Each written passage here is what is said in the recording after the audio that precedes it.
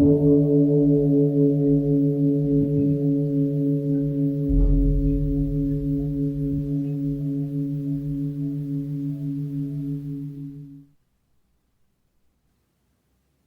all beings be happy. May all beings be healthy. May all beings be free from harm. May all beings love life. May all beings awaken. Welcome to another Cuke Audio podcast. I'm DC, Poobah of Cuke Audio and Cuke Archives, doing our bit to help preserve the legacy of Shunryu Suzuki and those whose paths cross his, and anything else that comes to mind. I pray that you and yours are safe and comfortable, free from economic hardship, and able to get out and do whatever it is you want within the limitations of the universal precept of do as little harm as possible. So, today we have a guest, one Denis Myo Lahey. Denis, with one N, D-E-N-I-S, a unique person in that, is the abbot of the Hartford Street Zen Center in San Francisco, also called Isanji, as it was founded by Isan Tommy Dorsey. Denis has been there, Myo, actually, I usually call him Myo. He's been there, I think, 22 years now, or something.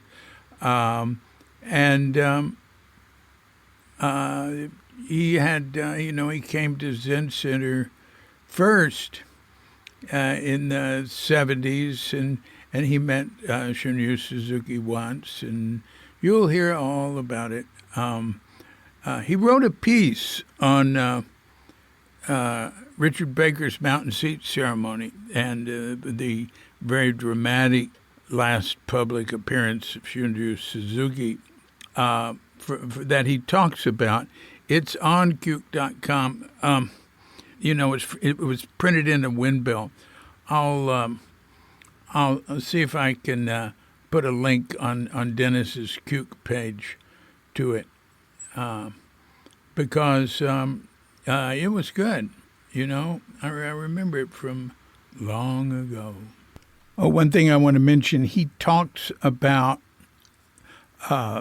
Gertrude Davenport when he was working in this, I think, East-West Books, this, sort of metaphysical bookstore, which, led to his whole spiritual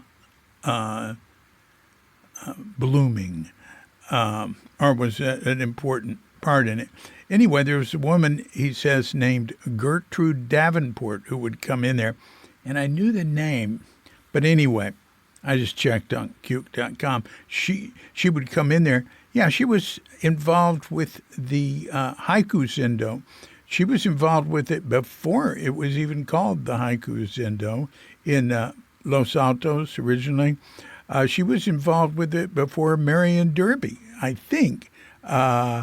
When, it was started by Tim Burkett in Los Altos, I think. Maybe Redwoods. No, not Redwoods. He was a Stanford student, so it was started in a dorm for Stanford students. Then it moved to a woman's home for a couple of months, a few months or something. And Gertrude Davenport is listed as one of the people who sat there, and her husband, Dave, I think. And I think Shunryu Suzuki used to go by their home some and visit after, giving his talk and sitting at the Haiku Zendo, or the Los Altos Zendo, as it was called before. It was called the Haiku Zendo. Okay, so that's it. I just want to tell you who Gertrude Davenport was. So let's just go right to it as soon as we've had our pause to meditate. So when you hear the bell, if you're of such a mind, hit pause and meditate or whatever for as long as you wish. And when you're ready to come back, hit unpause, and we'll be there to hit the bell to end the meditation or whatever, and we'll give Myo Denis Lahey a call.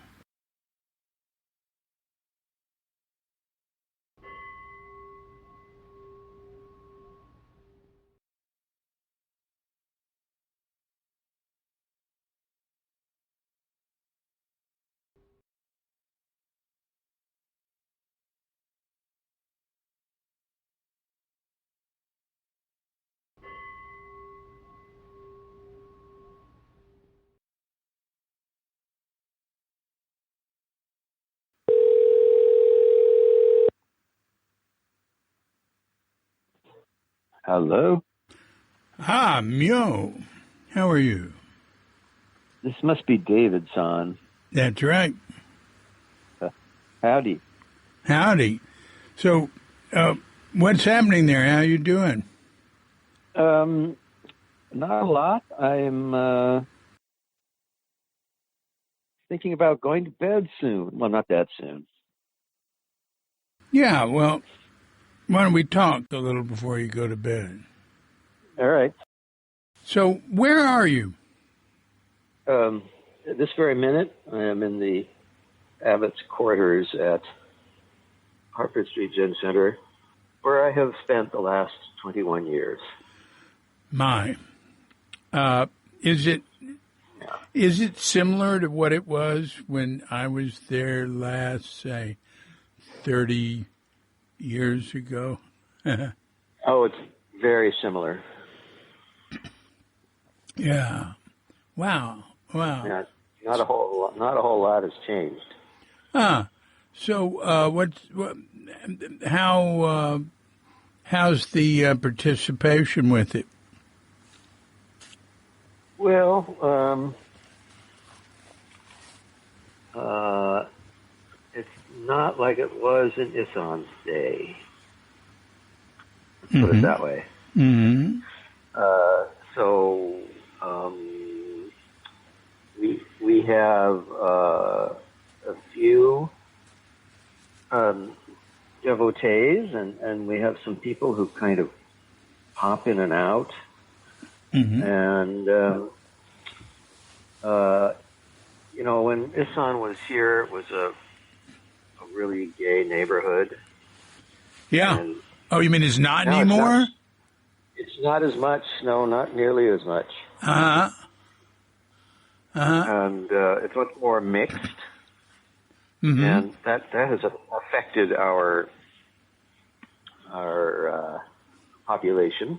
Uh-huh. And then not too far away is the ever-hungry SF Zen Center. Right. And they poached some of our constituency,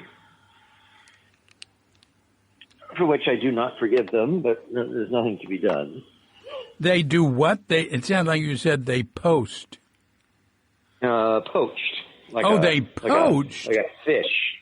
Yes. Oh. They poached our constituency by having LGBT events over there. It's like Yeah. Well, you know what I'm saying? Yeah, Hartford Street used to have the corner on the gay market. Oh, it really did. It really did. And that market has gone, has exploded outward. Let's put it that way. Yeah, it has. I've talked to a lot of people, podcasts, and calling people drive by and stuff, and I've run into some people, former Zen Center people, that are gay, but we didn't know they were gay when they were in Zen Center, and for Isan and for Del Carlson. Zen Center was a very comfortable place for them. Del would tell me that, But there were other people who didn't feel that, it was more a transitional time in the culture. They didn't feel comfortable coming out. And, But ain't that way now. Right. It is not that way now. Yeah. Yeah. So what's the schedule there like? Well, right now, the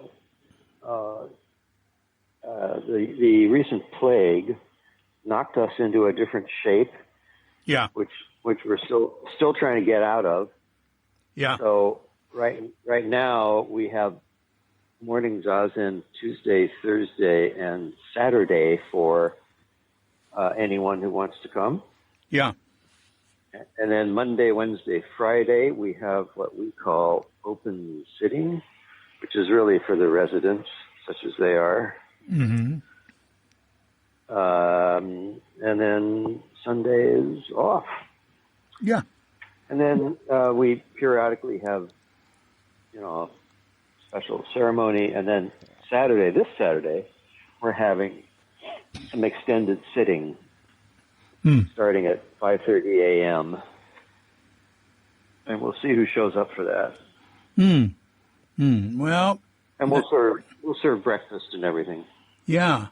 Yeah, well, that's admirable. I'm so impressed with the number of people I talked to who I knew back in ancient history of Zen Center. Who are, who have groups or who practice alone or practice with some other group or something. It's much more than I would have thought. I mean, the number of people, the percentage of people that have some sort of practice, it's almost everybody, even if, they don't necessarily call themselves Buddhists or think of it like that, but it's been very impressive to me. Yeah. And I think we don't realize that. We tend to think, it's all gone to shit and that's all in the past. Yeah. Well, it seems like for a lot of us, once you get bitten, that's it. You're stuck. Yeah. Suzuki gave a talk at 66. I heard when he said, once the eyes of Buddhism get on you, you can't get away from them. Yeah. That's a good one. Yeah. Yeah. And, I wrote a little piece on it because I come from Texas, and the eyes of Texas are always upon you, right? Yeah, you cannot get away. Hey, so what led you to come to the Zen Center? Where does your spiritual path begin? Well, when I was a lad of 14, 15, there was a miraculous bookstore in Menlo Park, which maybe you also visited, called East West Books. Oh, yeah. Did you ever visit East West Books? It was just up the street. It was just north of Kepler's a little ways. North of? Kepler's Books. Uh-huh. On El Camino there. Mm-hmm. And East West Books was run by Bill and Virginia Scharfman, who were kind of new agey couple. And I would go there like every weekend. I was introduced to it by my boarding school roommate, who said, you got to go to this cool bookstore. And I did, and immediately fell in love with the place. And finally, I actually started working there on Saturdays.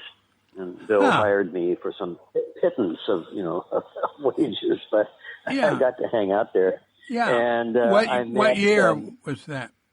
Let's see. That would have been, 66, I guess, 67, 66, 67, around there. Yeah. And I met some Zen people. The one I remember most, did you know Grace Davenport by any chance? Oh, wow. That's going way back. You mean Grace Davenport? Where's she from? Gertrude Davenport. Sorry, not Grace. Gertrude Davenport. Tell me, maybe, I certainly know the name, but right now I'm not sure Why don't you tell me? I didn't know a whole lot about her, but she would come to hang out with the Scharfmans also, and I would get to listen in on their conversation. And she, let's see, I remember one Saturday she came in and said, "Oh, hi, I'm just coming to visit. I'm going up. I have this." She had a potted plant, and she said, "I'm going to take this up to my teacher, Reverend Suzuki." And so the Scharfmans chatted about that a little bit, and they started some wrath about the Scharfmans were like, especially Virginia. She was like, "Well, I don't think of him as a teacher, I'm more like someone you get drunk on rice wine with at the monastery." That was never true. She knew what was going on at all. Yeah, he wasn't a drinker at all. No, he wasn't a drinker at all. Anyway. Contrary to the normal Japanese priest tradition. Yeah, exactly. Anyway, so Gertrude would come in and have a visit, and she when she died some years later, her ashes are at Tassajara, actually. Oh yeah. I was thinking of somebody else. Yeah. Okay.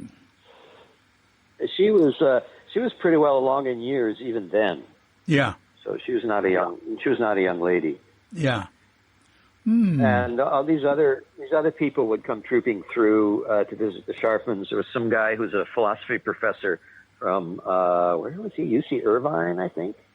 And he would come in with some students, and they'd sit around strumming guitars and stuff. Kind of weird. And I had my best friend from boarding school. We went in there one Saturday and took LSD. In the bookstore? In the bookstore. Oh, gosh. And then we went wandering around Menlo Park in a daze. And we had my roommate, whom I mentioned, he's the guy who turned me on to the bookstore. He was not on acid, so he was our handler. So he kind of shepherded us around Menlo Park and kept us out of trouble. That's a good idea. Yeah. Yeah. So that would have been the summer of 1967. Ah, neat. And I had not. I've mostly been reading in Theravadan Buddhism, which was it was okay, and it wasn't until the year I graduated from high school, which was 1969, that Three Pillars of Zen was published. And I went into the bookstore one Saturday, and I told Bill I was looking for something about Zen. I keep hearing about Zen, and I kind of was inclined to mistrust it, but I figured I should learn about it. And I was going to pick a D.T. Suzuki book. Yeah. And then Bill said, "No, I don't think you want that one. I think you want this one that just came out, which was Three Pillars." And I took that back to the dormitory and read it in, I think, one sitting. I started doing Zazen that very, almost that day. That Monday came around, and I was actually not feeling well. So I actually stayed in the dormitory instead of going to classes. And by and by, I was actually feeling better. So I got up, and as I remember, I pinned a towel to my closet door, and I sat down cross-legged, which I had been doing some yoga, so cross-legged was pretty comfortable. So I just sat there, and I would hear people like walking up the hallway, and I thought, oh shit, and I'd jump up and get back in bed and pull the covers up to my chin and lie there. And that happened like 3 or 4 times. And whoever it was just walked by. So then last time it happened, I was sitting there, and I thought, I'm not going to get up. It's not anybody. The door to my room opens. It's the prior of the religious community, sticks his head in and sees me sitting there. And I prepared to jump to my feet again, but he says, no, don't disturb yourself. Turned out he did yoga, which I did not know. Huh. He thought I was doing yoga for my health. But that was the first time I sat, quote, zazen, unquote, based on instructions in the back of the book, the back of the 3 pillars. Yeah. And so that was 69, and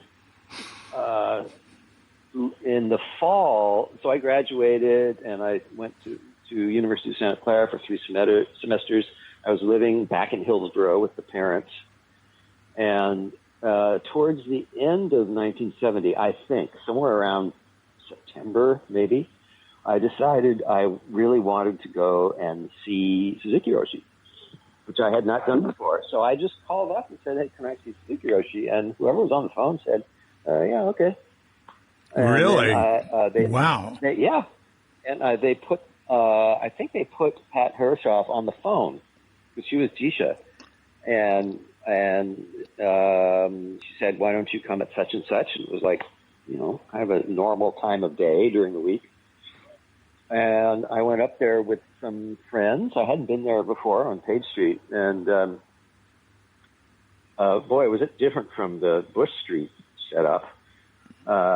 And so my friends who came with me, who were a bunch of other high schoolers, they just hung out in the Buddha Hall, which was full of overstuffed furniture and the piano. And I told them don't mess with the piano. I think so that's 69. Yeah, I think you said that once in a message that we exchanged, and I thought about it. I don't think it could have been 69. You mean a whole year after they moved into the building? Yeah, see, I was living in Tassajara. They hadn't made the Buddha Hall into a Buddha Hall yet? Well, I don't think so. And the reason I don't think so is the way I kind of got my foot in the door was I told whoever was on the phone who answered when I called up that I had been doing Zazen for, I think I said, quote, a couple of years, unquote. It was more like a year and a half. Yeah. So that's why I think it couldn't have been 69. It must have been 1970. Somewhere around mid-1970, I think. But, maybe I'm wrong. No, yeah. I just didn't realize that.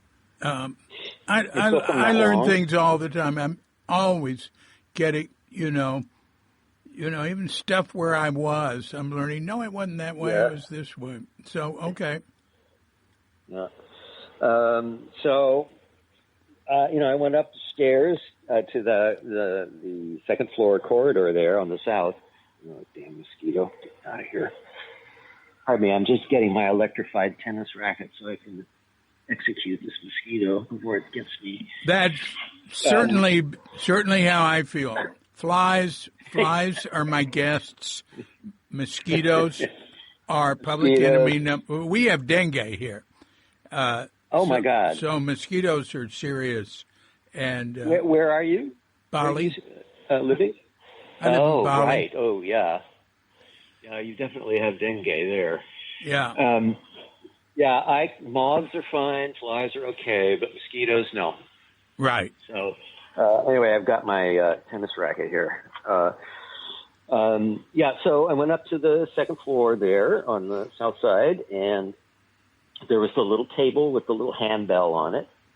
With Pat, she led me up there.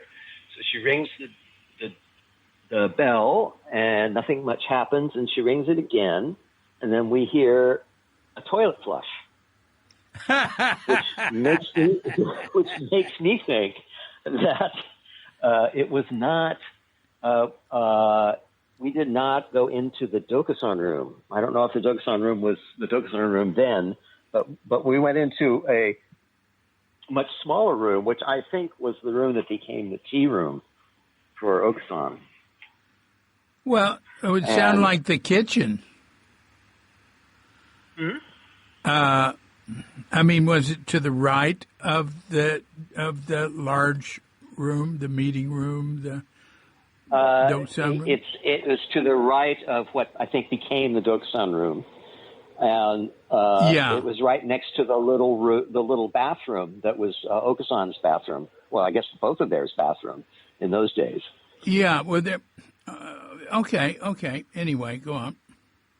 So he lets me in, and the door opens, and there's this tiny little guy there. And I don't know what I was expecting, but not somebody that small. So I looked down at him in some confusion, but he quite cordially invited me in, and he sat down on a zafu, and he put out what I did not recognize at the time was a little seiza bench. And I didn't know what the hell it was. Yeah. So I tried sitting on it and crossing my legs. He gave me the strangest look. And finally he got up and said, "Oh, no." And he goes and gets a zafu from the corner and hands it to me. So I got myself situated. And, but before that, I had Pat had told me to do a prostration. So I did what I thought was a prostration. Mm-hmm. And he said, "Oh, your bow was not perfect." So he got up and stood side by side with me and demonstrated a prostration. So that's how I learned how to do a prostration. And then he sat down, and I sat down with my legs crossed, and I said to him, "Well, I have been doing Zazen for, a couple of years, not quite, but somewhere around there." And I said, "Is there a way you can test me to make sure I'm doing it right?" And he gave me another look like, "What?" So I was suddenly embarrassed and tongue-tied. I thought, what did I just say? He's giving me the fisheye here. But then he said, "Have you had instruction?" And I said, "Yes," thinking of Three Pillars of Zen. And, as we discussed a little bit more, it became clear that he thought I should have instruction from a real living person at SF Zen Center. Yeah. So I assured him I would come and have instruction. And then we spent some time. He wanted to know what I was studying at university, and I said I'm a French major. And he thought that was thrilling, and so we chatted about that and some other stuff. And then after a few minutes, and I asked him, "Can I come back and talk to you again after I have instruction?" And he said, "Sure." And so then he said, "Okay, let's sit." And I thought, well, and so he sat there doing Zazen. And I did my best to sit there doing Zazen, except I kept peeking at him, trying to see if I could figure out what he was up to. He wasn't up to anything. He was just sitting there. And then finally he said, "Okay." And then I got up and did what I hope was an improved prostration and left. And that was, unfortunately, the last I saw of him until Zen Tatsu's mountain seat ceremony. No kidding. What happened? What happened in the interim there between those two events? Well, I was pretty far down the peninsula there, and basically when I got around to asking to see him again, he was already ill. That's a year later. I was told, So I was told that I could see Reverend Katagiri. So it was probably not yet a year later. It was when he was sick in the spring. That's my impression. And I saw Katagiri Roshi, Katagiri Sensei at the time, a couple of times, and he seemed like a nice enough guy, but we didn't really hit it off. And the first time I saw him, we just met in there's a little room on the front hall there with some, a couch and some chairs in there. Right. Just to one side of the hallway that goes alongside the office. So we just sat there in chairs, and I asked him. I said, I'm back on my theme here. I said, I kind of feel the need for more instruction. Good question. And he says, perhaps you should try flower arranging. Wait a minute. He said what? He said, perhaps you should try flower arranging. Flower arranging? What the hell? Flower arranging. Ikebana, Yeah. And I thought, oh, God, this is really weird. And I didn't quite, so I didn't quite connect with him, besides the fact that he was very hard to understand in those days. His accent, you could cut with a knife. And even though, his English was pretty good, but it was very hard to follow what he was saying. So I think I saw him one more time. And I don't know how much more time went by, but by then, Zen Tatsu was back from Japan. Yeah. And I immediately asked to see him. Yeah. And I was very impressed with him. Yeah. I have to admit. Yeah. And I was this little gay boy, and he was very handsome, so that didn't hurt. But, he spoke English, and he was very intelligent, and he was quite present. So I really hit it off. So he was basically my teacher for 13 years. Yeah. From then on. Yeah. And then, of course, the following year, Suzuki Roshi died. And before that, there was the Mountain Seat ceremony where Suzuki was, could barely walk, could not talk, and was this terrible color. His skin was all this weird, leathery, dark shade.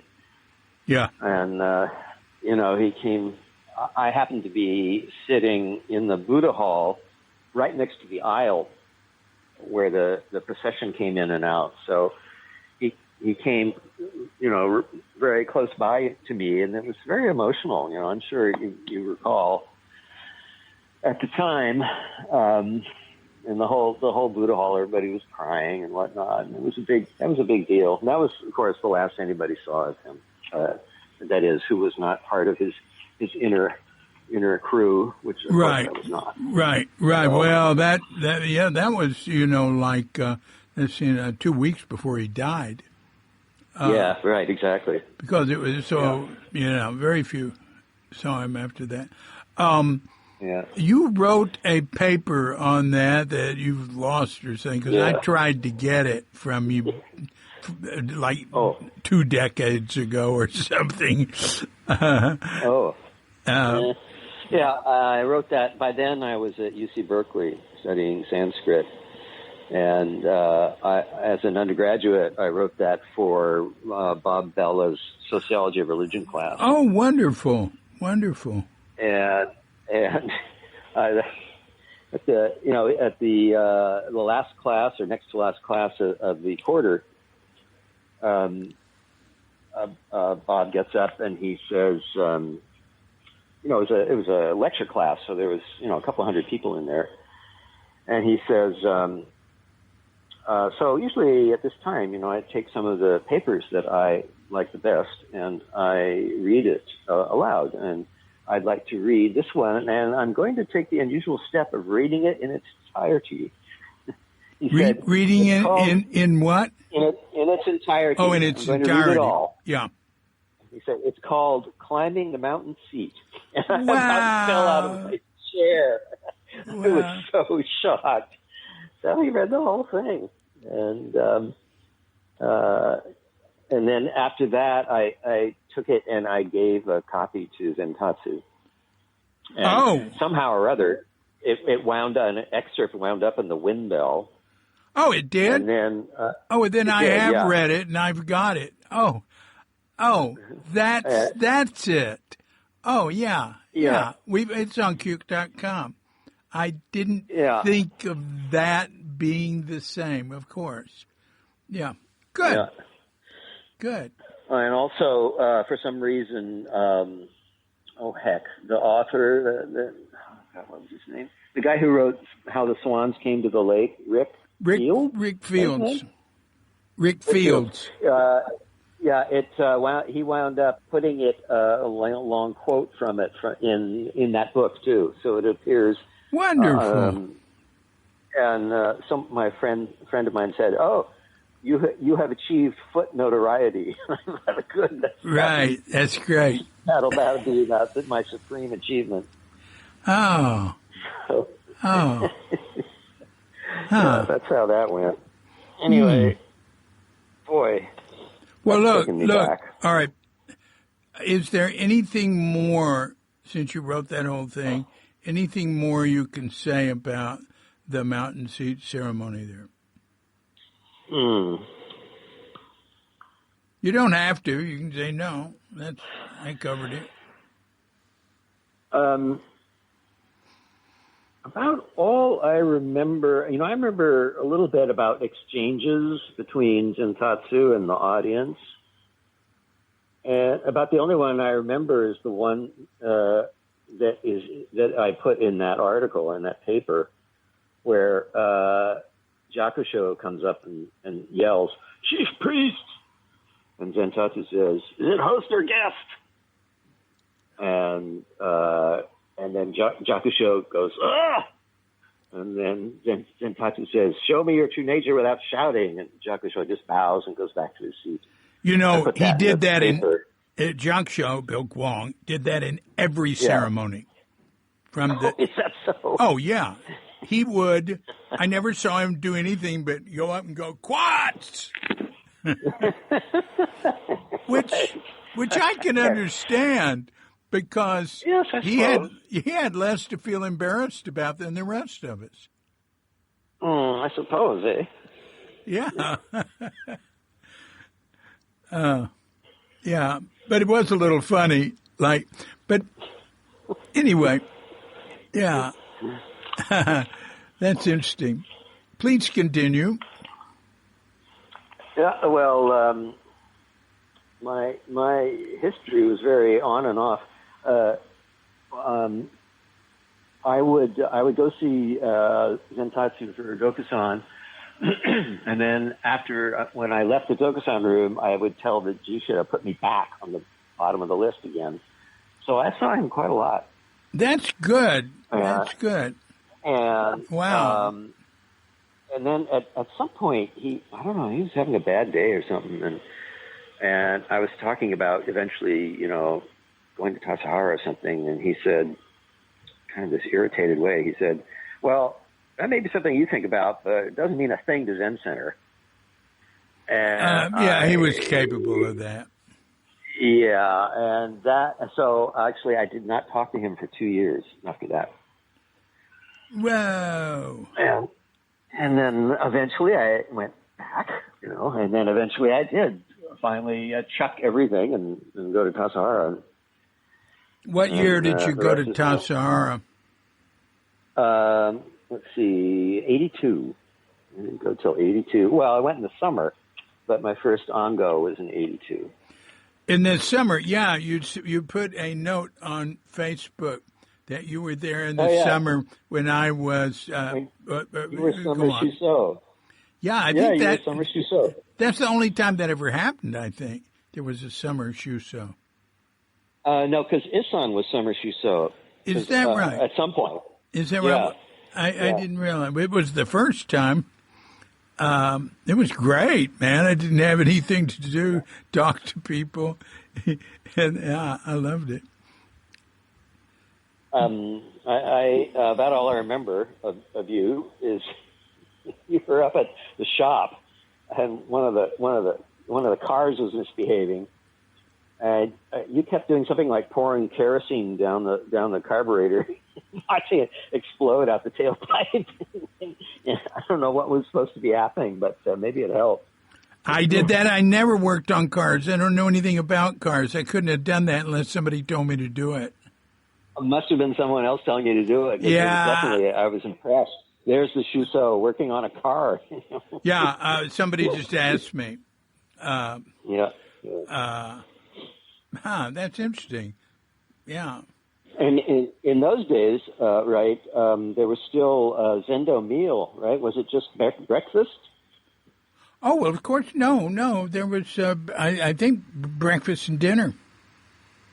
Oh, both were in the Zendo, huh? For enrolled residents. Yeah, I mean, I could be wrong, but that was 74 when I was summer Shusho. Spring and summer Shusho. I felt like I was summer Shusho because give me another chance, But yeah, I think so. And yeah. Yeah, so what was your experience of Tassajara? You got any? I'm working on a book called Tassajara Stories, and there is one part of it that's about 1974. Do you have any juicy detail, any particular memory?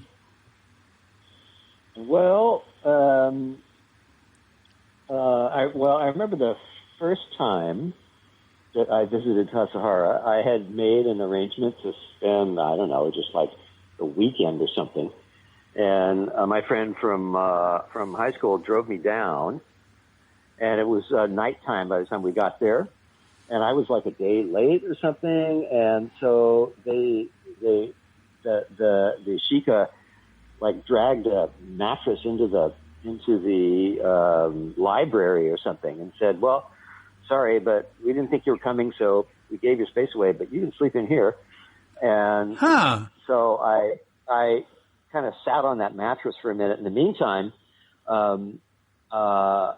people were in the Zendo, the old Zendo, and it was nighttime, and they were chanting the Heart Sutra, which is what you guys did at the end of Zazen at night. We did? Yeah, that's what I remember anyway. Some lengthy chant like that, and in fact, maybe it was more than once. Maybe that's my misremembering. But anyway, the sound of it creeped me out so much. I went running up to the parking lot, and my friend was still there, and I said, "Take me out of here." And I just left. Yeah. That was my first visit.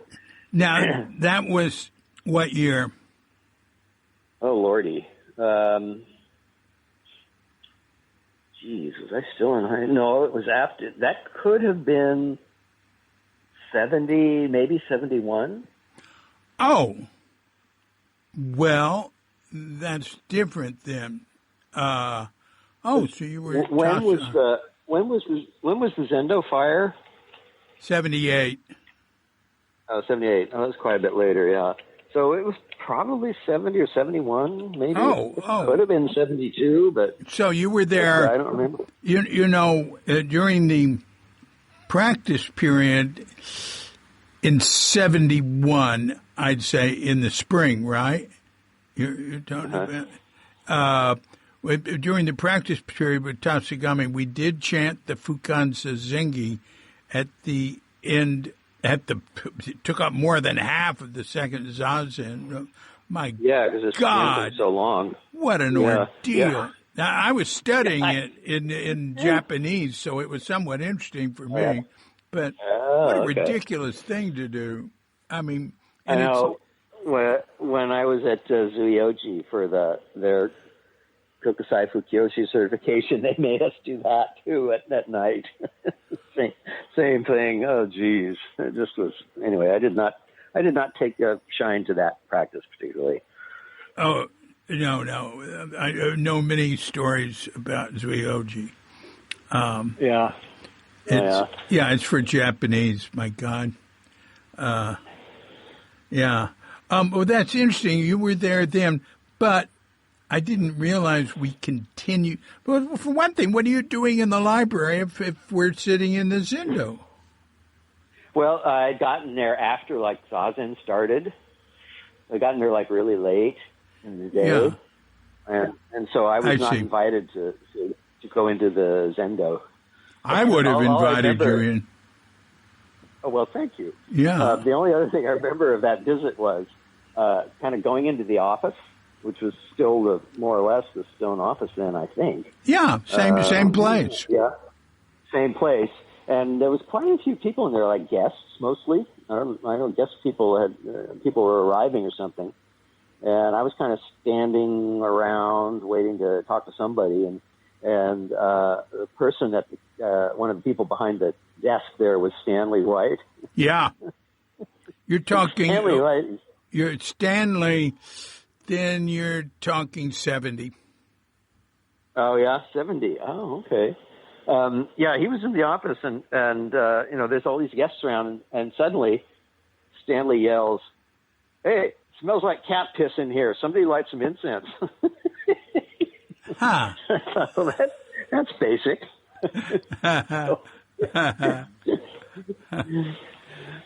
Yeah, so that's probably partly what scared me away. I thought, man, these people are creepy. I'm getting out of here. Well, I'm still thinking about what we'd be chanting 70 in the guest season. Maybe Rudyaka Prasad. I mean, if it was at night. Oh, maybe. Huh. Yeah. But yeah, I couldn't recognize it, whatever it was. So the chanting and the creek, you said? No, I said these people are creepy. Let me out of here. Oh, I see. Yeah. Well, but, well, first thought, best thought. You never followed it, though. Yeah. Well, now, though, in your practice with Richard Baker, you said 15 years. I'm incidentally, 15. I'm going to Johannesburg. They're flying me to Johannesburg for his stepping down ceremony in Nicole Bowden's, in September. But anyway, when did you go to Japan? I mean, how long what was that about? Was that a long thing, a practice thing, a visit? What? It was the part of the many years long effort on the part of the Soto Shu to get some accountability out of the American priests. Yeah. So it was this Kokusai Fukyoshi program. Yeah. And as part of that, we went and spent a few weeks in October, in the beginning of November at Zuyoji down there in Shikoku. Is that when Vicki Austin was there? Vicki Austin? Yes. Okay. Yeah, she's practically everywhere. There were 6 of us. Yeah. And 3 of us were SFZC and 3 were from Europe. Oh, is that right? Huh. Yeah. Who was the third from the Zen Center? Galen. Oh, that's right. Right. Oh, and also, there must have been 4 of us. Also, Grace Shearson was there. Is that right? Wow. Well, listen, I admire you all for doing that. I wouldn't have gone to Zuyoji. I mean, I was involved actually just across the inland sea with Sogenji Okayama, which was very appropriate for Westerners, you know. Actually, the Japanese priests all ran off because the Westerners were polluting their practice. That's true. I never heard that. How about that? I loved. I didn't live in the temple. I lived next door, but I loved it there. But I admire people. And Nonin Chowani, my God, he spent years as Zuyoji.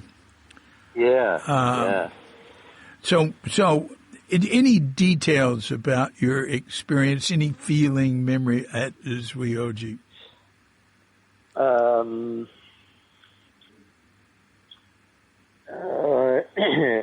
It was not my favorite time of life. It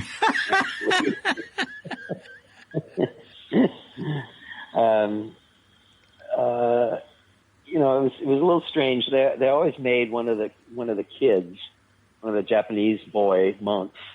We always had a handler, kind of keeping an eye on us, and they even made one of them sleep in the. They put us they put us over in the Shido Den, in the mortuary hall. That's where we slept, because we couldn't sleep in the Zendo because we weren't really enrollees, you know.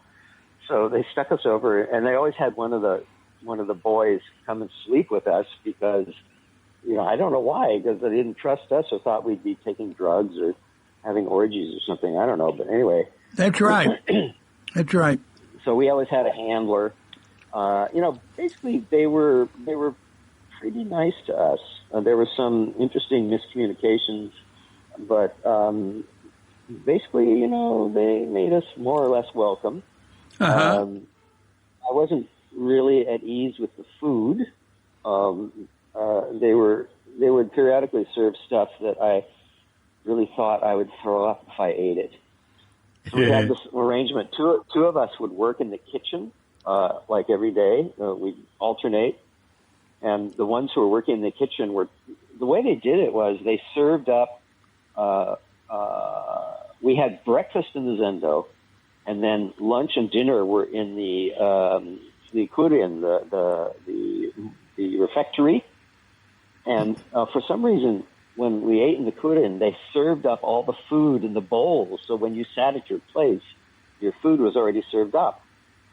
And so I, at least, and I don't know, maybe one or two others, begged whoever was working in the kitchen that day, do not, you know, serve us just like a teaspoon of whatever it is, because if it's one of those horrible things like natto mixed with pickled daikon or something, it's like, oh, I will die if I have to swallow that.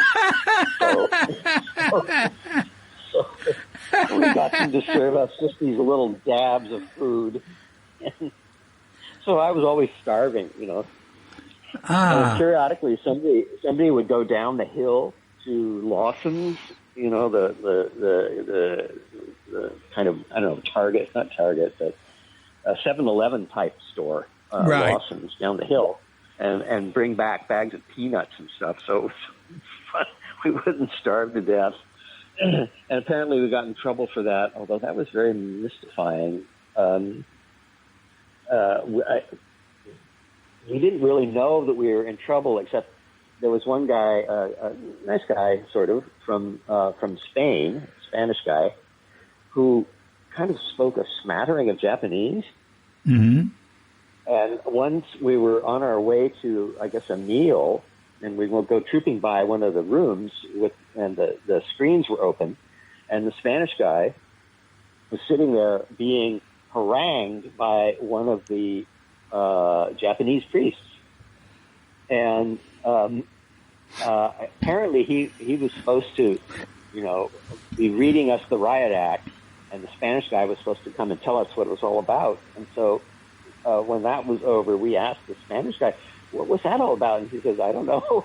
He didn't have a clue what the hell was going on. So, I don't know. I suppose we weren't supposed to go down to Lawson's and buy peanuts or something. I don't know.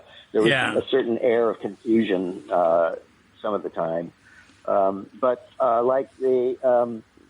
we went on Takuhatsu once to Matsuyama, fairly big city, but it looks to me like all the cities were pretty big. But we only did that once, and that was kind of interesting. And then we got to go twice to this great big Sento that's near Zuyoji called, I don't remember what it was called. Oh, yeah, Minetopia. It was a former copper mine that had been turned into a Sento. And man, that was spectacular, that place. It was huge. And you had all these different tubs and waterfalls and everything you could imagine. So that was kind of a hoot. And we got to do that a couple of times. Oh, that sounds good. Yeah, that was nice. Yeah. In fact, we were supposed to go to some very special Sento someplace that was farther away, but we were told we were bad, so we couldn't do that. Again, we're all scratching our heads. It's like, what? What's going on half the time? Anyway, that was only like, I don't know, 5 weeks or 6 weeks or something like that in Japan. Wow. And it was, it was pretty interesting. And I had wanted to do that ever since I was, in my teens. I wanted to see how it how it was done in its original setting. So I got to do that. Yeah. And that was that was pretty important. But I also felt like, okay, that's enough of that. Yeah. Well, that's really good. It's very admirable you did that. It's a sacrifice, but for your education and for the benefit of others. Yeah, right. Yeah. And in terms of Tassajara, in back in those old days, I don't remember too much. One thing I remember is after breakfast, there was like student breakfast there, out kind of. I think it was just outside, like on the lawn there by the stone office. There were like picnic tables there, if I remember right. And we'd be like finishing up there, and then I remember watching Isan come out of the Zendo, leading everybody out because he was summer shuso, and people would be carrying their bowls and stuff. And I just felt this deep longing to join them someday. And of course, that took quite a while. Eventually, I did. Wait a minute. Why weren't you with them? I don't understand.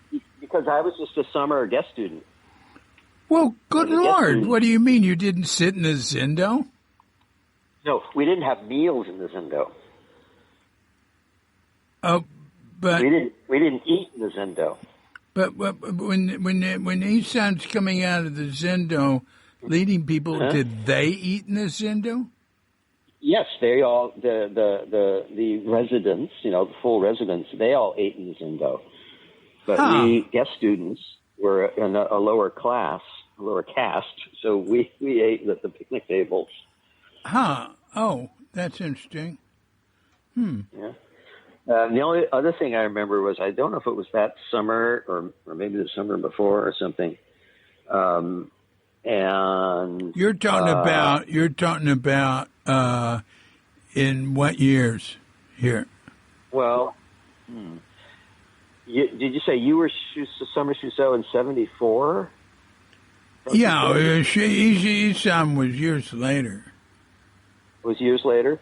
Oh, yeah. Okay, so, I don't know, what, 78 or something? I don't know when that would have been. Was it the old 76? Zendo? Was it the old Zendo? No, it was the new Zendo by then. All right, after 78. After 78. And at some point, I had my first transporting experience of bliss. That hadn't happened before, but I really blissed out that summer. And I would do stuff. Once I kind of snuck off and sat down by the creek doing zazen, and just really cruising on the bliss currents. And I finally noticed that these little bugs were crawling all over me. I discovered I was being devoured by no-see-ums. Oh. My bliss dissipated. I had like 20 no-see-um bites over each arm. That was miserably itchy for days. So that was like, okay, no more of that. That's what happened to Ramana Maharshi when he was young. Oh, was that so? Oh, yeah. When he was very young in Tiruvannamalai, he spent years in this like little tiny basement, but it wasn't a shrine in the big temple.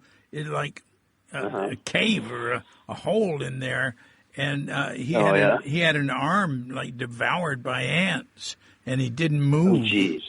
Yeah, he had very extreme early experiences. Then he eventually died of cancer of the arm. I wonder if they were related. Oh, no kidding. I hadn't heard that. Yeah. Well, anyway, I eventually moved when I noticed that I was being eaten alive. So wow, that's interesting. Now, let's go back. What triggered your bliss? I'm not sure. Just it was for me a fairly extended experience of zazen. I think tipped it off. Yeah. And okay. I hadn't really sat that much before. But at least in those days, a guest student could actually sit quite a bit. if I remember her right. And some, for a lot of people, the first few times you do that, it's kind of striking. It's like, whoa, what is this? Yeah. So I think that was what was going on there. That was my first real hit of, Zen-related bliss. So it was kind of interesting.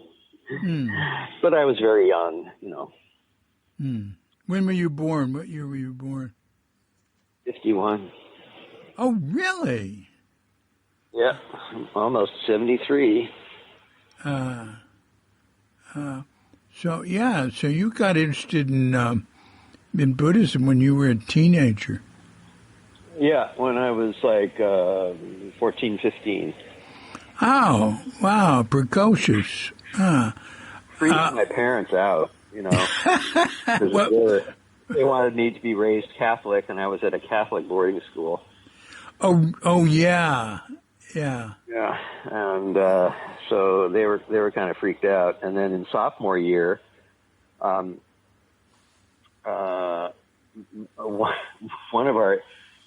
of our English teachers, I think he got kicked out for molesting students or something. I can't remember. Anyway, his replacement teacher, who's this older guy, he came in and he wanted us all to write an essay on the theme of what my religion means to me. So I thought, okay, I'll do that. And of course, I wrote about Buddhism, not about Catholicism, and how superior I thought it was. And so the English teacher, he takes that essay and he gives it to the prior of the monastery. The prior reads it to all the monks. I was viewed with suspicion ever after that. But wait a minute, if the prior read it to all the monks, that sounds like a great compliment. Well, I don't think I think what was meant was, you see what's happening to our youth here? Yeah, I see. They're being perverted by the spirit of, Eastern teachings or something. I don't know. Yeah. I don't know what he told them. Yeah. But anyway, they were looking at me funny pretty much always ever after. Yeah. I became known as the Buddhist. Oh, that's funny. So, that's funny. Well, you were with the wrong Catholics. I mean, I've practiced Zazen with Catholics in a few different places. If I'd met Brother David in those days, I'd probably be a Catholic monk. Oh, God. Well, that's interesting. So what happened next? What happened next? I don't really have a sense of this being totally chronological. I was sort of but isn't that totally chronological? It's a bit of jumping around, but yeah, I think that's all I'm capable of. Yeah.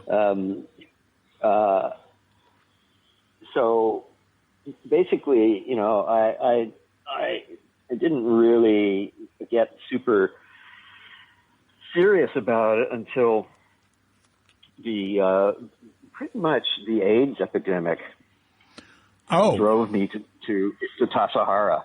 Basically, that was kind of what happened. Yeah, good move. I abandoned my life at UC Berkeley in the East Bay and decided I was probably going to be dead soon, so I'd better do what I'd always planned to do and go to Tassajara. So I did, and that was 82. Yeah, and I went to it was the end of 81 or maybe January of 82. I went and I asked urgently to talk to Zentatsu, and I told him, I have this urgent sense that I absolutely have to do this now. And fortunately, mostly you couldn't just kind of walk into Zen Center and say you really want to practice here, and then they'd immediately let you in. but I'd had a long relationship with him. So he basically said, yeah, okay. And then I went and saw Isan, who was director of the building, 300 Page at that time. And I said, I really have to move in. And Isan said, okay. And then it took a couple of weeks for there to be an opening. But I finally moved in, and I asked Zentatsu, I said, I really, really want to go to Tassajara. And he said, okay, why don't you do the fall practice period here at Page Street and then go to Tassajara. So that's what I did. And that was 82. And my first winter at Tassajara was miserable. So, I don't know what I was expecting, but that's what it was. In what way? In what way? The atmosphere was weird then. Zentatsu came back from Japan with his, I thought, this is just me, okay, it's just me, very, what I came to see as a very unfortunate Rinzai influence that I didn't think was very helpful. And it kind of infected the atmosphere down there. So people were like... Yeah, go on. People were like, it was like, okay, we got to sit hard, and we're going to have a breakthrough. And I actually, Zentatsu supervised me practicing Mu for a while. No kidding. Was like, what? I'm not kidding. And, it was just kind of weird. And of course, they were like a couple, now the timing's a little messed up. Maybe I actually did do the fall practice period in 82. So the whatever involved a session there at Page Street was before that. And then that fall, I went right away to Tassajara, which usually you couldn't do. Usually you had to be like a couple of years at practicing at Page Street before you could go to Tassajara. But Zentatsu said, yeah, okay, you can go. And I wasn't really ready. I really hadn't done much long sitting, and I really wasn't accustomed to that sort of thing. And so Tangario was hell. Yeah.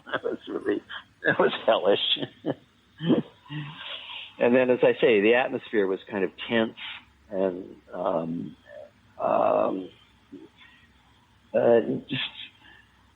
there was kind of a feeling of strain being there, and I don't know that I noticed it at the time, but looking back on it, I feel like, God, that wasn't really very helpful. It wasn't. I don't think it was anything that Suzuki Roshi would have approved of if he had not died. Quite frankly. What in particular would he not have approved of? I mean, this sense of striving for a breakthrough and fiddling with koan introspection and stuff like that. Okay, yeah. I don't think he would have wanted people to do that at all. No, he wouldn't have. That wasn't his trip. But also, he tended to leave. If he'd have been alive, he wouldn't have. Mm-hmm. He probably wouldn't have stepped in. You think not? No, well, no, he wasn't. No, he wasn't. He wasn't a tyrant. Yeah. Didn't strike me as a tyrant. And he would. He had the ability to watch things be messy and to be with the messy and be comfortable in it and have confidence that it would evolve. It would evolve. Now,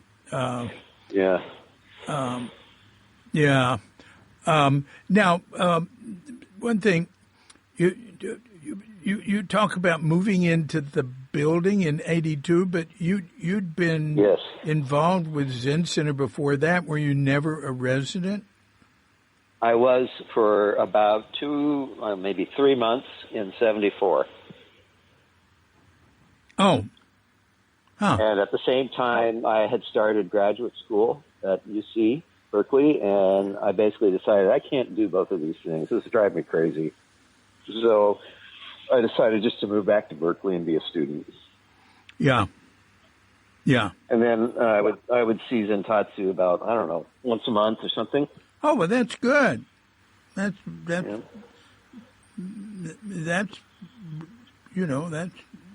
notable. Once a month. My. Yeah, until that 2 years when I didn't want to talk to him. But for most of that time, it was an important focus of my practice, insofar as I had a practice. And then I was sitting though with Mel on Dwight Way there in Berkeley. Mm-hmm. Now, at some point, you got ordained as a priest. Yeah, that wasn't until '86. By Mel? And no, by Reb. And by Reb. I was in Reb's first ordination group. There were 6 of us. Oh, is that right?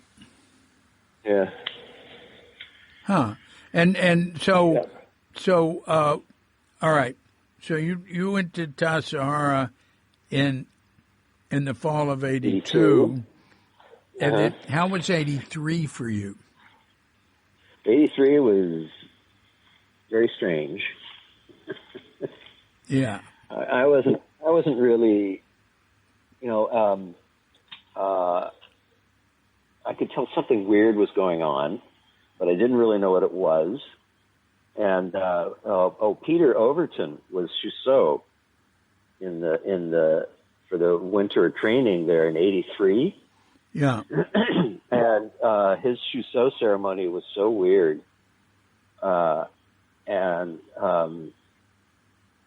But again, I wasn't really in any of the inner circles, so I didn't know anything that was going on, just that something was very strange. And then I remember seeing Zentatsu wandering around Tassajara with this very pretty blonde lady, and I didn't know who that was. I didn't know anything about it. So when the shit hit the fan, Mel and Reb and I don't know, I can't remember if anybody else came down to Tassajara and met individually with all of the students. And Mel met with me and asked me, so do you know any of this stuff that's going on with Baker Roshi? And I truthfully said, no, I didn't know any about it. And he explained all that mess with Mrs. What's her name? Yeah, the blonde woman. Let's just leave it there. The blonde woman who was that nice man's wife. Right. And he said that's what had been going on, and that the chap whose name's gone right out of my head for some reason. Anyway, that he had threatened to commit. He had threatened to commit suicide, and that totally freaked everybody out. Like the whole thing just blew up at that point. Who threatened to commit suicide? The husband, you must remember. I know them very well. I know this affair.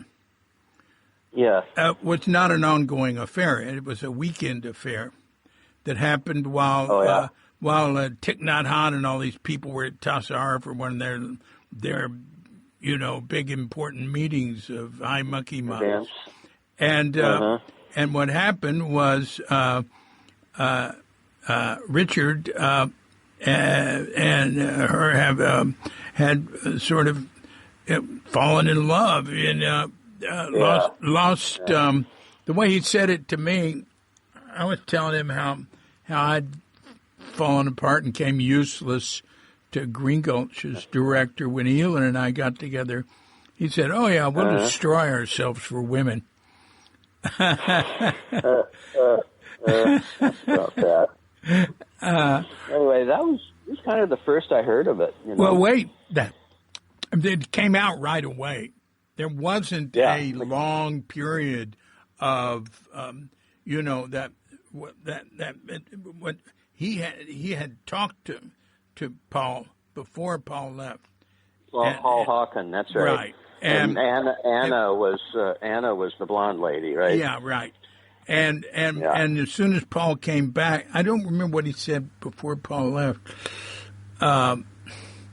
But when Paul came back, Dick went right to him and told him what had happened. And he did not get the swingers' response he was expecting. He had a certain history. Now, not so much when he was abbot as beforehand. Being part of the Bohemian crowd. So Paul just absolutely freaked out, went to the board. And so that blew everything up in Dick's face. And then it turned out he and his assistant, or maybe a prior assistant, had a relationship for 6 years. A relationship. It's basically those two. And what came out of it was people saying he's sleeping with all the girl students, and it was actually in the New York Review of Books that women were coming to Zen Center and being assigned to be his concubine. And I wrote him a letter about it, and they didn't print it, how about that? Saying, no, that's not true. And I had women. I had Diane Goldschlag, Elizabeth Sawyer, and Darlene Cohen. Interviewed all three of them. It's all on Cuke.com, incidentally. But anyway, so they talked to you all individually. Wow, that's serious. Individually, yeah. And then they just sort of said, well, hang in there, stay here at Tassajara if you possibly can. And I said, okay. And I think the fall '83 Ongo was led by Ed Brown, if I remember right. Is that right? Yeah, I think so. I think that's what happened. And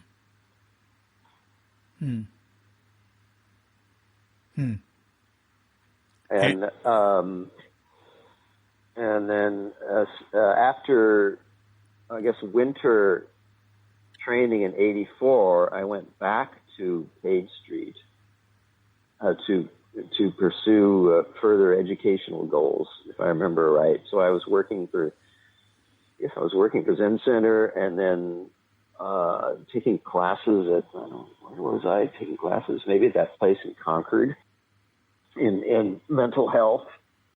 You got transmission from Reb? Reb. Ordained by Reb, transmission by Reb, and you went to Hartford Street. Well, you started there. Did you come after Steve? No, Philip. Philip. Yeah. Wow, came after Philip. My gosh, that's a long time. So that was 2002. Wow. I had come back to Page Street from Tassajara. I wish I hadn't, but I did. And while I was at Page Street, some folks at Hartford Street at the time said, "Oh, you should come and practice with us." And like a fool, I did. That's what I did. I said, "Okay." I only wanted to throw another couple of fish into the stew. Yeah. So nothing very much. I won't keep you very long, but I did want to. I'm yours for as long as you want. Well, thank you. Yeah. In the mid '80s, after I left Tassajara, I decided I should try to pursue a course of study that was interrupted by my departure for Tassajara in mental health work. So I signed up for the program at California State University at Hayward, studying clinical counseling, as they call it there. And there I met a gentleman with whom I would have a liaison lasting almost 8 years. My. And with whom I lived for, oh, Lord, I lose track, but must have been 1991 till 94, maybe, or 92 to 95. Anyway, I lived with him in the Southeast Bay until he kicked me out, which was probably a good thing for us both, although it didn't seem like it at the time. Mm-hmm. And simultaneously, which was very odd, I was laid off from my job. So I basically had nothing keeping me there anymore. Now, what job? So I lived for... Oh, I was an office assistant at this firm called Natural Wonders, a nationwide retailer of useless, kind of eco-oriented and nature-oriented goodies. And the work wasn't very interesting, but some of the people were very, very nice. So I was disappointed to be booted out, but then I was booted out of my home as well. So it was a bit of a shock. And so I went to work for a friend who was doing database design, and I joined him in that for a while. That was a good way to spend some time. I lived for a little while in Alameda, which was also kind of nice. And then at some point I said to myself, what am I doing? I do not want to live this way. I do not want to live out in the world with some job, just kind of knocking about. I wish to return to religious community. So I went back and I said, hello, knock, knock, it's me again. And Reb said, oh, how about that? And Norman Zoketsu was abbot at the time. Yeah. And he said, well, listen, this may be sort of seem off the wall, but would you consider living at Hartford Street Zen Center and helping Philip Whalen, who is, not very well? Helping who? Helping who? Philip Whalen. Oh, goodness. Yeah. Yeah. Yeah.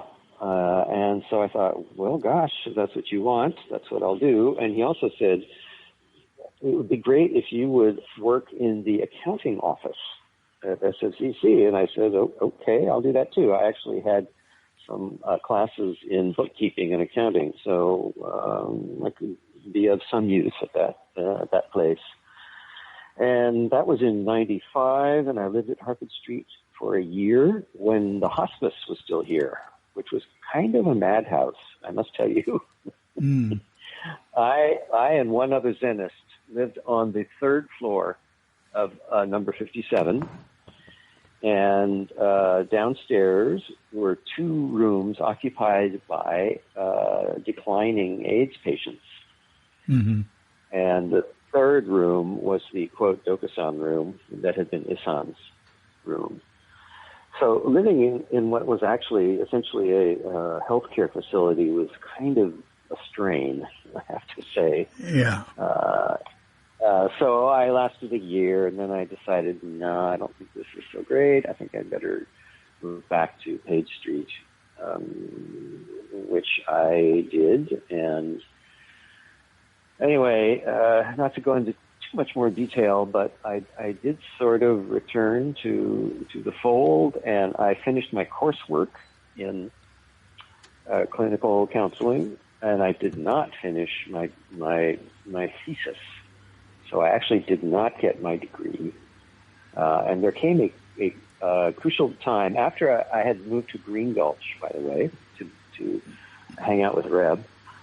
And there was one January, I forget which year it was at this point, and he was going to go to Tassajara and lead the practice period. And my choice was I could either stay in California, in Northern California, and work on my thesis, or I could go and do another practice period with him. And I chose the latter. Yeah. And I'm glad I did, but that was the end of my sojourn, my second sojourn in academia. Mm. So that was one chapter I wanted to speak to because it was of some importance, and that relationship that I was in was important. But we were actually not very well suited, and I should have known that from the outset. Do you ever see him again?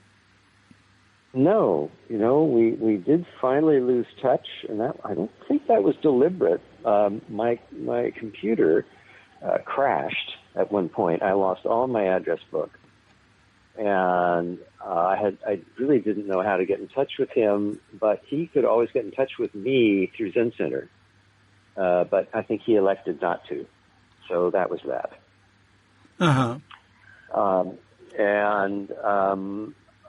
So I was able to spend much more time with Reb, which was what I really wanted to do, and I felt like that really spoke to something that I wanted to, quote, accomplish, unquote. That was a pivotal time. Yeah. Then the other thing I just wanted to mention was, I think I wrote in my email, my rediscovery that there wasn't anything particularly wrong with Christianity. It all depended on how you looked at it. Mm-hmm. And that quite suddenly came upon me some years before that when after I was Shuso at Tassajara, I went for a kind of a visit at New Kamaldali down south there of Big Sur, where Brother David was. And so I spent some time with them, and that was an eye-opener when I discovered, geez, this feels just like Zen if you do it properly. Right. And that opened an enormous window for me, which I thought was permanently closed. So that was kind of a cool thing. I'm glad to hear you say that. Yeah. And let's see, those were the two topics, I think. There might have been a third, but now it's escaped my mind, whatever it was. Oh, yes, now I remember.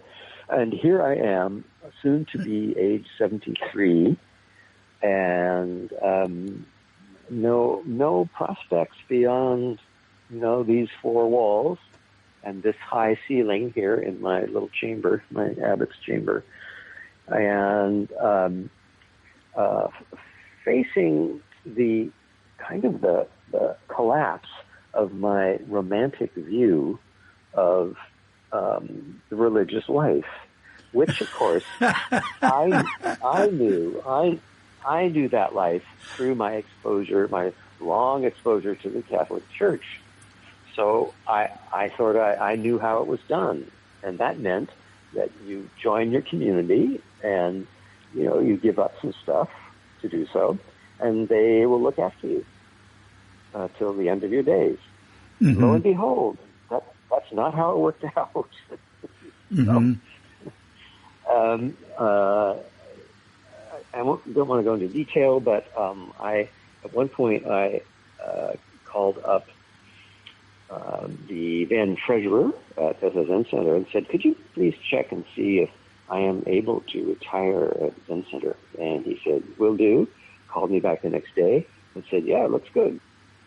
And then years went by, and next thing you know, they have this program for older monks. And it turned out I didn't have sufficient years as a, quote, employee, unquote, of Zen Center. Yeah. And this was a bitter surprise. What do you mean, employee? This is my true family, and none of that made any difference. So here I am, and these days I think frequently of something that Suzuki Okusan said to me and a couple of her other tea students one day when she was trying to decide whether to go back to Japan. Yeah. And she told us, "Best thing I not wake up tomorrow." And I often think of that and say to myself, best thing I not wake up tomorrow. But so far that hasn't happened. So I don't know what prospects I could possibly have if I, quote, need to retire. Fortunately, that doesn't have to happen immediately. and I'm not seeking to retire particularly. I actually want to go on practicing with people. It's what I actually enjoy. But after that, who knows? So that was the only other thing I wanted to throw in, kind of a footnote. Yeah. Yeah. Well, that's a pretty serious topic. Yeah. And I'm glad you brought that up because, actually somebody said to me once, it's too bad you can't retire at INSO, but you were an employee of Zen Center for 20 years.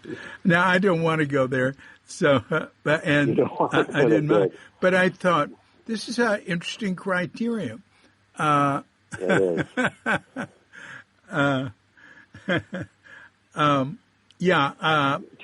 I'd rather be here. Turning the Zen Center. You're going to be in Bali? Yeah. Yeah. Mm-hmm. Yeah. You like it there, you guys? Yeah, and it doesn't cost a fortune to live here like it does in America. Oh Lord, you're not kidding. Yeah. But yeah, I'm in the same situation you are. I have, I get a few hundred a month from Social Security. My wife gets $1,300 a month from Social Security. That's good. Oh, that's good. But we're doing all right now, and we really don't think about the future much. Not really. Sort of. I never have. I've never planned for the future, and so far it's sort of worked out by accident or something. That's interesting because, I've heard people say, "Oh, it's so wonderful what Zen Center is doing with this retirement thing." Yeah, it's wonderful for a couple dozen people. Exactly. I think 27. I think they went beyond the 20, and I think it is good. Possibly something else could be done. I think setting up a retirement place in Asia might be economically more feasible. Maybe. But that gimmick they arranged for at ENSO seems to have been, a success, at least so far. Getting people to buy. I'm not sure if I even yet understand the system there, but you buy like $1 million plus membership. You're not buying real estate. You're buying like a condo to live in, plus all the services that they give you. Right. In addition to the room and board, there's special care for memory issues and all this stuff. And as I understand it, when you pass away, if you are the subscriber, your heirs will get back 90% of what you paid to join. I thought, well, that's a very interesting. That's amazing. Plan. I wonder who thought that up. It's kind of clever. Susan O'Connell. Susan O'Connell did it. Yeah, hey, I did a podcast with her. She did it. Oh, you did? Uh-huh. Oh, yeah, you ought to listen to it because she talks about that stuff. And not just that, Zen Center is an owner of INSO, and they're starting one in Southern California. Oh, I did just hear that. That's right. Yeah, they're starting another one. Yeah. It's certainly only a co-owner, but it's a Zen Center business is what it seems to me. And there have been a lot of, beyond the 27, there have been a lot of people buy into it or increase their allotment by adding to it. So I think it's a very good thing. I'm worried about other people, but I don't know. There's only so much that Zen Center can do. But, they raised $90,000, the initial money for a memorial place at Green Gulch, and then people can buy stones to go there. Oh, right. Their own headstone or whatever, memorial stone. And the samples had Chinese characters on them. Ooh. And Cuke.com is a free memorial site for people. Oh, is that so? Okay. It'll all disappear. But when I read money like that, like they just, like overnight raised $90,000 for that. That's just amazing. Not pocket change. Right. Yeah. God. Yeah. And Tassajara, it's just, I'm a supporter of all of it. Actually, that much for the memorial site and everything I wouldn't do, but if they want to do it, that's fine. Tassajara is going strong, but they don't have the guest season. They have these practice people. Like you could go there for a program for a week, a month, or whatever, with a group of people, and it costs them like $120 a day each. But it's steep for me. But I'm sure there's all sorts of exceptions to that because, one, I know I did a podcast with Gil Fronsdal, which is worth listening to also. And he did one with Paul Haller, and they did not charge. And I don't know how that worked out. It was donation, I guess. Because it worked, it did work out. And I remember one thing I brought up with Gil was, I remember at one point, like 40 years ago or something, Shasta Abbey went all Donna, all donation. Oh. Something like that. I wonder how that worked out. I wonder what they're doing now. I haven't heard. Because, Gita Gayatri, the woman from India. Yeah. She's a priest in the Zen Center. And I've spent time with her in India, around the Brahmana ashram, and I've been to her. She's from a ashram group there, and she's still involved with them, and I've stayed in those places. And she just can't relate to any charge for going to an ashram or a monastery because that's the way it is there. But there's this whole tradition. That's how the Catholics do it. Yeah, but there's a whole traditional support system, there. Zen Center doesn't have that culture around it to give the support. No.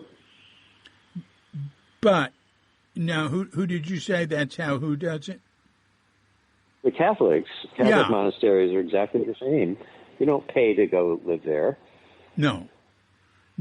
But again, they've got, a couple of millennia of tradition and a big support system. Donna, you bet. Yeah. But the thing about the Shasta Abbey thing that would be neat to follow up on is, can one sort of create that by, a bold move like that? Anyway, I wonder.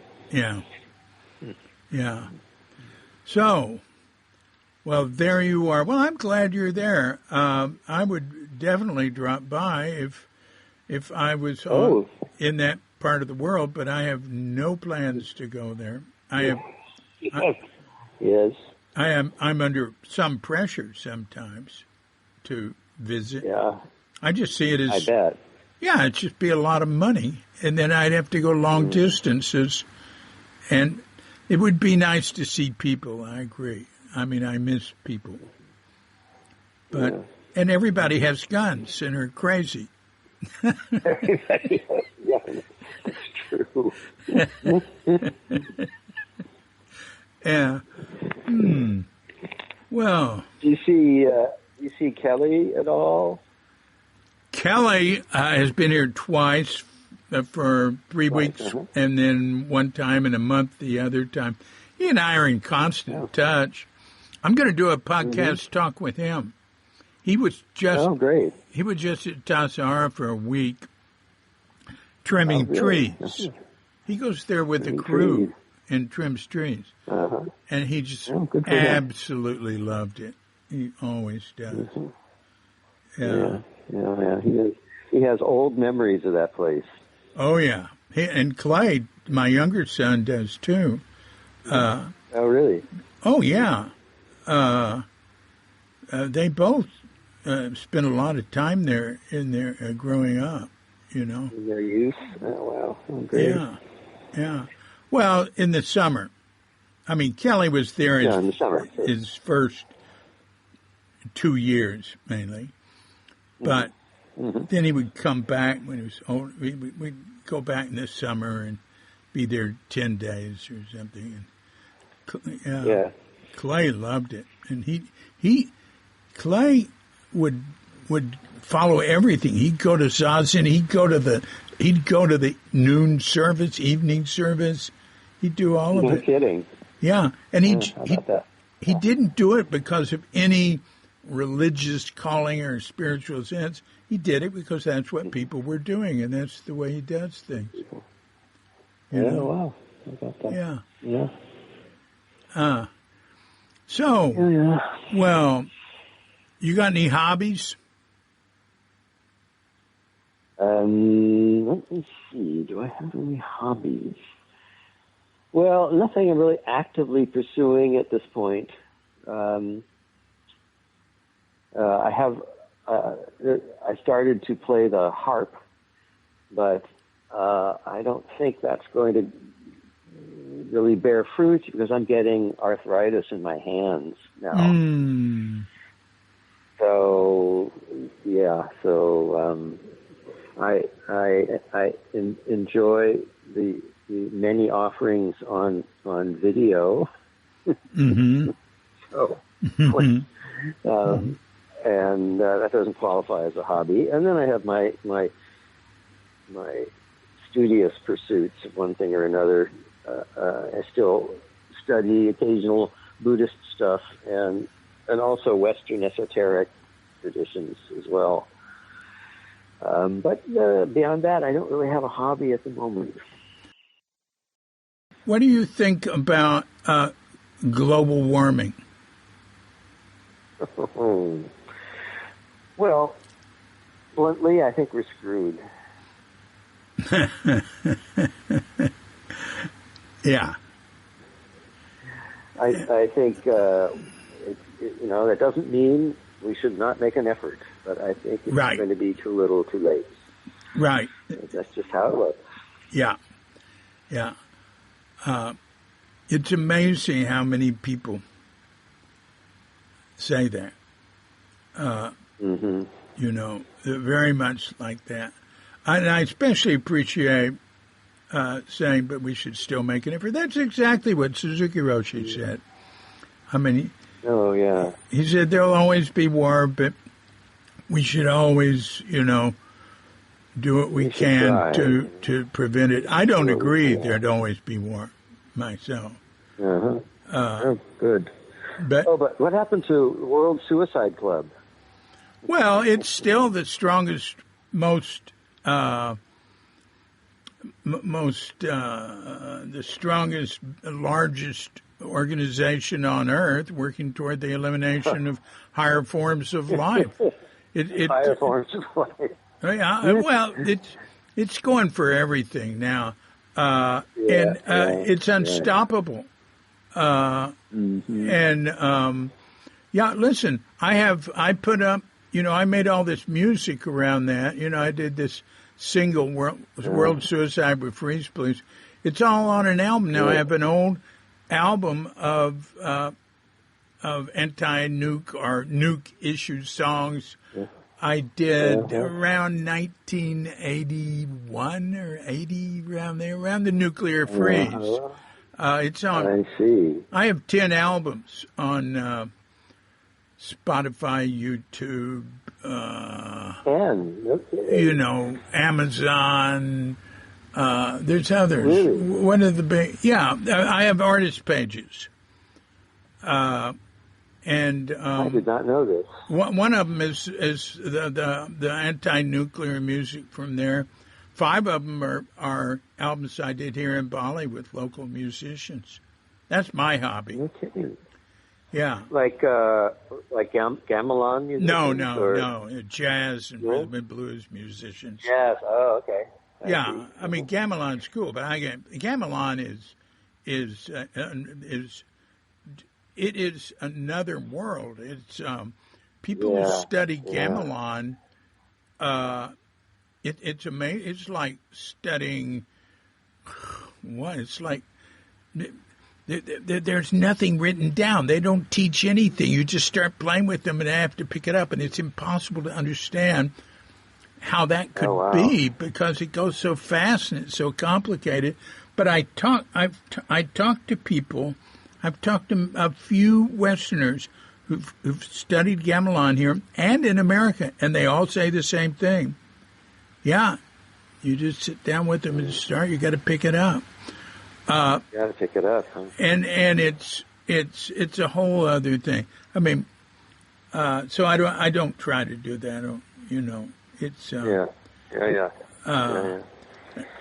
think Indian music is a little like that too. No. Oh yeah, classical Indian music. I love Indian music. I mean, I like the gamelan, that stuff, but I love Indian music. And you hear some of that here. Oh, okay, right. Yeah. Yeah, it's wonderful. I heard Ravi Shankar and Ali Akbar Khan, some of those great guys when I was. Yeah, they were great. I heard Ravi Shankar at the Opera House in San Francisco. That was wonderful. Wonderful. That was a long time ago. Yeah. Okay, I got another question. What do you think about the whole woke thing happening? I'm not sure if I entirely understand what is going on there. Now that that word is just being knocked back and forth by people on all sides of the great divide in this country. It's gotten so confusing. For Buddhists, after all, being awake is a good thing. Yeah. But now it's something to sneer at on the part of some other people. And there's all this business on the college campuses, which I'm not sure I quite understand either. Who are the good guys? Are there any out there? Are the woke people good guys? Assuming one understands what that means.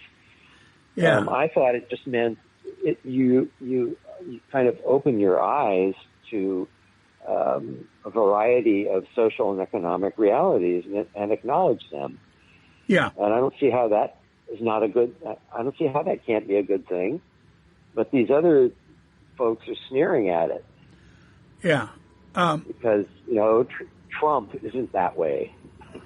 I don't know. It's distressing. Yeah. I have a friend who I recently asked,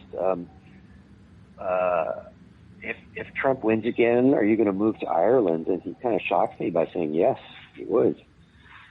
And that's something I would do if I had any options to live in another country. I would leave this country if that happened. But I'm stuck, so I guess I won't go anywhere. Yeah. Well, I don't know. See, I don't think it would affect you much. Well, It's the idea that there are actually that many people who would vote for him. I don't want to be in that country. I understand that feeling. And I frequently think, oh, God, I'm glad to live here, because this is a very stable period in Indonesia's history. But Indonesia has had a couple of very unstable periods. So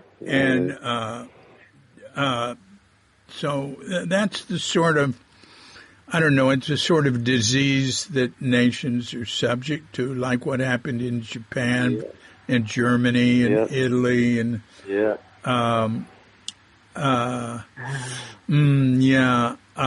it seems to me it's a matter of balance, trying to find its balance. Like you'll see a lot of stuff that is so unbalanced on the woke side that it's like sort of gets ridiculous and like demanding and asking men if they're pregnant on job forms. I mean, that's asking for it. That's so stupid. But on the other hand, then you get a guy like Mark Rubio that just wants to eliminate all of it, right? So it's just like one extreme and the other needs to get a balance. And institutions tend to go too far. They get oversensitive. So that's one thing that's happened in colleges and religious institutions. They get so... Even at Zen Center. Oh. Yeah, I hear things. I hear things.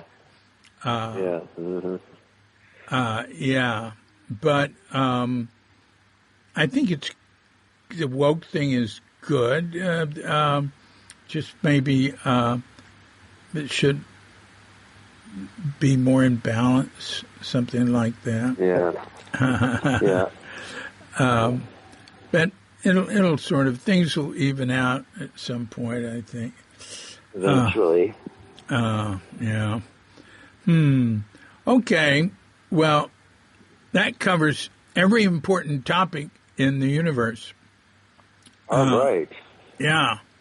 So, hey, fun talking with you. And you too, David. I pray for your health and your continued economic and mental and physical health. Viability. Your viability, right. That's a good word, right. Okay. Thank you so much. And I will pray for you as well. Very good, very good. Well, we are saved. We're saved. Okay. Okay, David. Bye-bye. Bye for now. All righty, bye-bye. Thanks a lot, Myo. I appreciate it. That was good. Very interesting. One thing that I keep thinking about is, and we should keep thinking about this, is that you've got no pension. And so you have to be like my mother, who was driving when she was 98, right? And just keep being the abbot there.